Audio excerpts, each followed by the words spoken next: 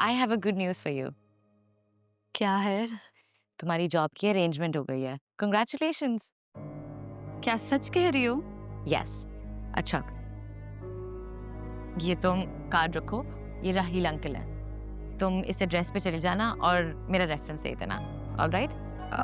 ठीक है, लेकिन अलिशा ये है कौन? ये मेरे अंकल हैं और डोंट वरी, सारा भाभी और ताहिर भाई को नहीं पता लगेगा। It's a secret. Thank you so much.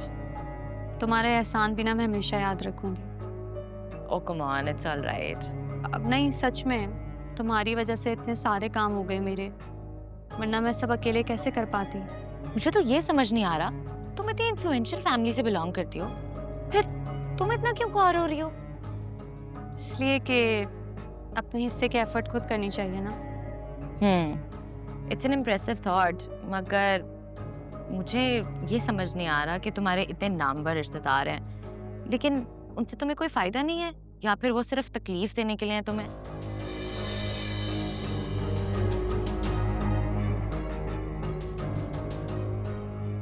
अच्छा, तुम मुझसे कुछ छुपा रही हो? अगर तुम मुझसे शेयर नहीं करना चाहती तो वो अलग बात है। नहीं नहीं, ऐसी कोई बात नहीं है। मैं तो हर बात तुम्ही से शेयर करती हूँ। अच्छा, तो फिर तुमने मुझे उस दिन ये क्यों नहीं बताया कि तुम्हारा और उसामा का कोई रिलेशनशिप था? अगर वो सिर्फ इल्जाम था, तो फिर फलीद और उसामा की आपस में लड़ाई क्यों हुई? अलिशा, तुमने उस दिन उसामा पर इल्जाम लगाया कि उसने जानबूझकर फवाद भाई का एक्सीडेंट किया। तुमने इतनी बड़ी बात कैसे कह दी? अब क्योंकि मुझे उसामा ने खुद बताया था कि उसने नूर से शादी किसी रिग्रेट में नहीं की। वो शुरू से नूर से मोहब्बत करता था और उसने मुझे खुद बोला कि वो नूर को पाने के लिए किसी भी हद तक जा सकता है। अब तुम बेहतर अंदाज़ा लगा सकती हो कि कौन कितनी हद तक जा सकता है।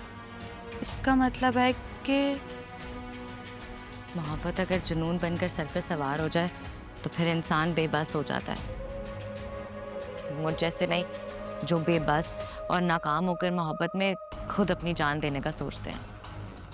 और कुछ लोग अपनी ख्वाहिश पूरी करने के लिए किसी की जान लेकर अपने रास्ते का कांटा हटा देते हैं।